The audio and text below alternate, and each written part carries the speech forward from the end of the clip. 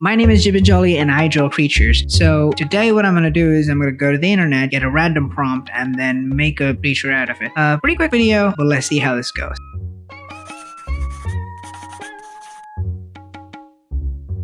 This is of a website that I found. It's called lifetolegend.com. Apparently, it's some sort of it's like a fake zoologist finding stuff kind of thing. Pretty cool. I would like to contribute to this, to be honest. But I'll have to check that out later. For now, let's just, have fun with a random prompt that's going to come up. So yeah, let's explore. What are we going to get first? This is my first time being on this website. So let's see this. You begin to explore a coastline environment. There may be rivers or lakes. Whoa, did you see something hunt over there? Reminds me of a cross between a narwhal and a star-nosed mole with dark fur. If you got a better look at it, could you illustrate it for me and document some of its specific features? First of all, awesome. This just gets your gears just going so hard. This is amazing. Oh my god. That is so exciting. This actually feels like you're there to sort of illustrate some sort of an actual creature. But that's the thing. That's what makes this my favorite random generator so far. So it's a cross between a narwhal and a star-nosed mole. I love narwhals. I love cetaceans. They're my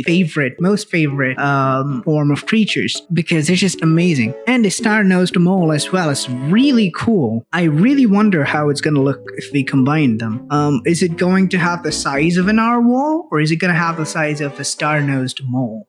Is it going to have the blindness of a star-nosed mole, or is it not going to be blind at all like a narwhal? The dark fur can come later, but I think the most interesting fact about a narwhal is its unicorn teeth. Like it has one teeth just sticking out like a horn, huge ass horn. And I think that's the most interesting thing about a narwhal. Obviously, I can put up images on the screen of narwhals and star-nosed moles and everything while I'm talking about it. So the most amazing feature about a star-nosed mole is its star-shaped nose, which is also pretty cool and kind of creepy too. So I think what I can do is I can make it four-limbed like a star-nosed mole, give it a bit of a star-nosed thing tip at the end of the nose, and I can give it the overall shape of a narwhal, sort of a sea creature like, and it's kind of mixed with the star-nosed mole. So yeah, so you can see that when I'm drawing. So without further ado, let's get into it. First things first, I'm gonna find some reference for this. It doesn't have to be like super detailed. What I want is I just want to know the basic anatomy of a narwhal. These are incredible creatures. Next, what we're going to search for is star-nosed mole. There we go.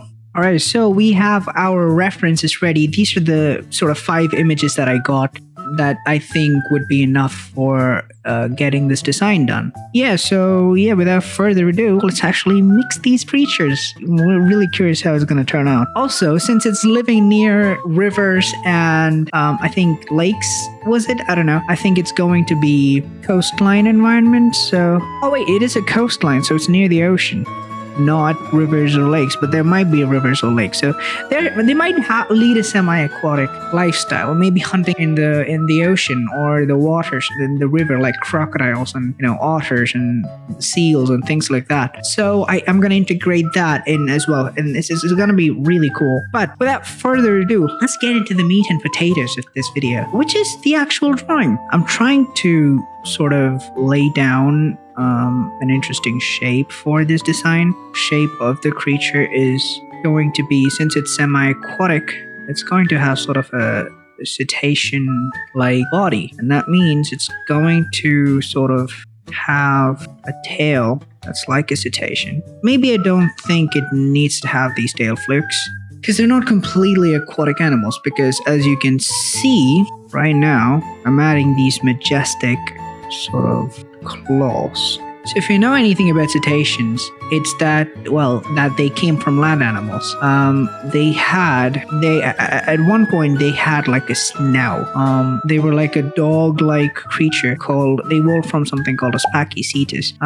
Not evolved from, they were related to. The most ancient fossil related to cetaceans that we could find, wasn't it Spachycetus? Was it Spachycetus? I'm not sure. I think it was Spachycetus. And then there were other forms like Ambulocetus Cetus, Rhodocetus, Basilosauridae, and things like that. So what I want to talk about is that they had a snout before. So I want to sort of, since they are semi-aquatic now, I want to sort of integrate that in as well. And since the moles have snouts as well, I think that's not going to be a hard thing to do.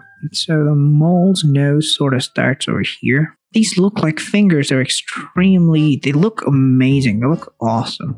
Nature is just amazing.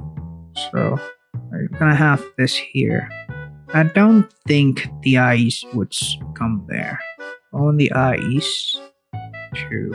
They're gonna have these small hind legs and big forelegs or limbs. These hands are the forelimbs or the hands are used for digging and swimming as well. So if they can like hold it together, they can sort of swim, like how some certain frogs do. They don't have claws, but they have fingers, and they have the webbing in between them, and they well, not in their hands. I forgot what the frog was called, but they had these giant legs that they use just to swim. And it's like huge. It looks like, I think I made a Pokemon based on that frog. Forgot what it was. It was called. Anyways, I am not good at remembering names and stuff. I tend to go back to videos and watch them again and again, and like read articles again and again, just so I can like remember that's the names and stuff, because sometimes you need to trick your brain into thinking that something's important for them to for it to remember it, especially since I think I have ADHD. So that might factor into a lot of that kind of stuff as well. So that's the sort of I actually forgot something. I actually forgot how to rotate the thing. Okay, got it. Never mind. This is how you rotate. How many fingers do they have? They have 5 fingers. So, yeah. They're going to be having dark fur as well. So I'm going to just put that in as well. Hey, this is sort of the design that I'm going with right now. Their closest living relatives, other than the rest of the cetacean suborder, order, hippopotamus, I think. And I sort of want to take inspiration from the eyes of hippopotamus. So I'm going to quickly just look it up. How hippopotamus eyes look. That's how hippopotamus eyes look. Yeah, they're going to be sort of round. I kind of want to add the anatomy here, but I feel like it's going to get obscured by the mole fingers and the fur is what I meant to say. Maybe there's some sort of a transitional sort of creature between the moles and, okay, not the moles, I wouldn't say the moles, narwhals and some other land creature. Well, the moles is the thing that we can use here, so I'm gonna say the moles, but they're not related. Well, they are related, but their ancestors go way back, way more than like what we want. But I think I mean, evolution can go in any way, so having a land creature with a narwhal tusk and features of a mole, of a star-nosed mole, is not out of question. You know, we just haven't seen it yet. We just haven't seen the fossils yet, but it could very well be possible because it's something called as convergent evolution, which you guys already probably know of. So it's not completely out of the question. Nothing's completely out of the question. These things could, like, almost all of the fictional stuff that we made up could very well have existed at some point in some time. That's the beauty of concept art. It's based on reality because it's difficult to abstract. It's difficult to get ideas outside of the influence of reality because that's the only thing that humans know of. No matter how OG, no matter how original the concept you think is, it's not going to be original. It's going to be influenced by something or the other. Either that or whatever you're creating, which definitely has inspiration from real life, no matter how abstract it is, for sure. Either it is comprehensible or it's extremely vague that it's incomprehensible. And it loses quality as an artwork at that point. At least in human senses. But there can be certainly abstract meanings that we can derive from that stuff, which is not out of the question, which is why I think art is extremely subjective, and this is not a topic that I want to go into. Well, let's see. I I think we should add whiskers too. But if we are adding whiskers, I think that'll sort of take away a little bit from the size. Because, like, I don't think... Well, cats do have whiskers. If I do put whiskers in here, it's not going to be that visible if it's a big creature. So I'm going to take the whiskers off. I don't think it's required. Okay, so we have the base design right now. Now I'm gonna start giving it some color. Where do I adjust the opacity for this thing? Over here? That can't be right. Oh, wait. Oh, I'm so stupid. What?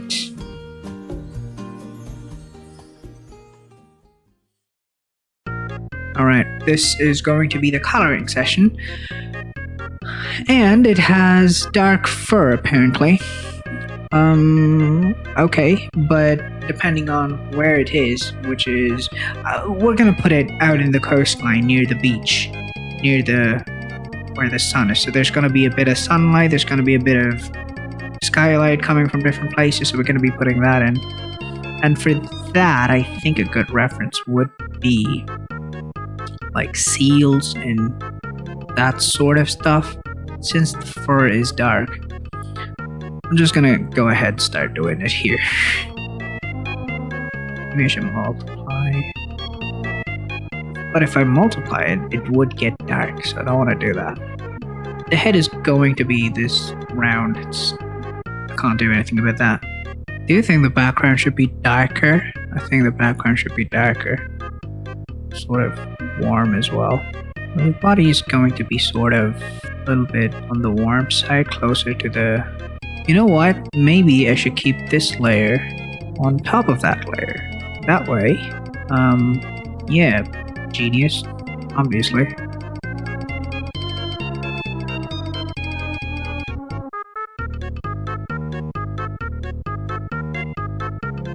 Maybe I'm gonna go for a little bit more of a skin tone kind of color over here for the hand, and of course this part as well, because that's, we want to show that part. But I don't think it'd be too skinny over there. I don't know if that will make any sense. The colors of the nails is the claws is white.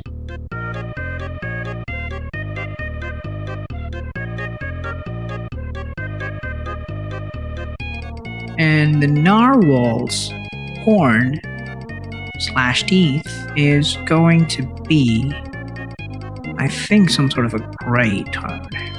So yeah, that's the animal. I want to show the eyes as well. So first things first, what I'm gonna do right now is I'm actually gonna merge the layers. Thank you. Can merge the layer below. There we go. And I don't consider that it's going to be a big of a deal. Maybe I might come to regret that in the future, but I digress. So I'm going to define some of the anatomy over here for the eyes. There's going to be a little bit of the skylight being reflected here too, so there's going to be a little bit of blue.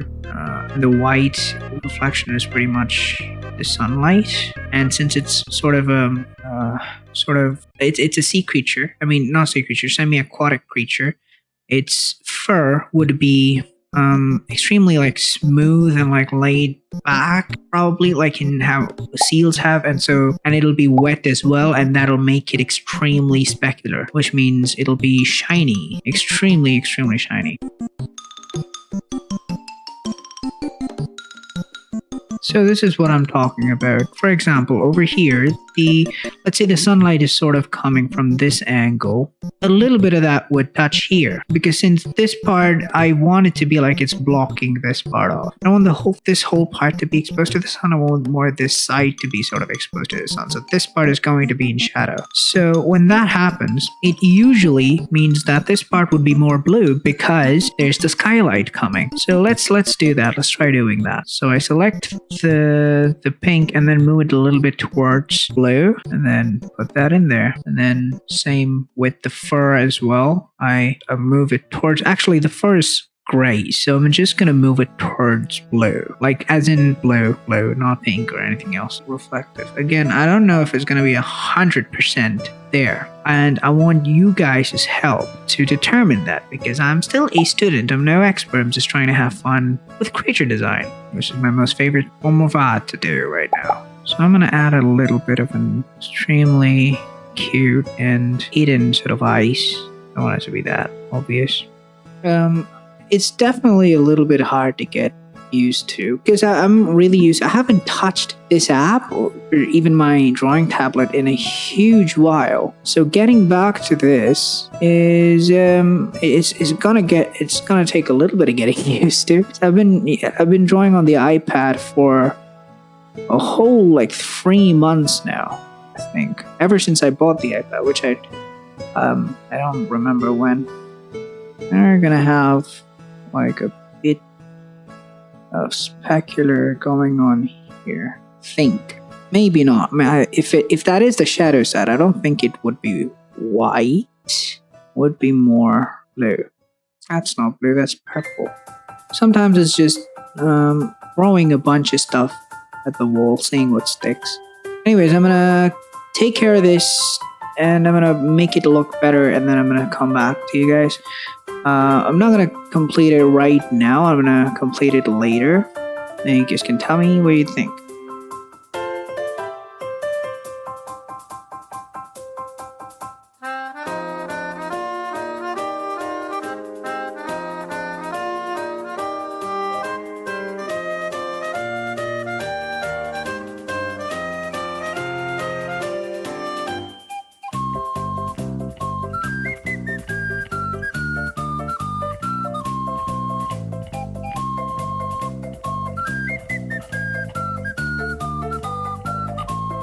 This is it. This is the Narwhal mole, star-nosed mole hybrid that I have. I'm going to be working a little bit more on this off camera, and once I'm done with the rest of it. But yeah, what do you think? I hope you guys like it.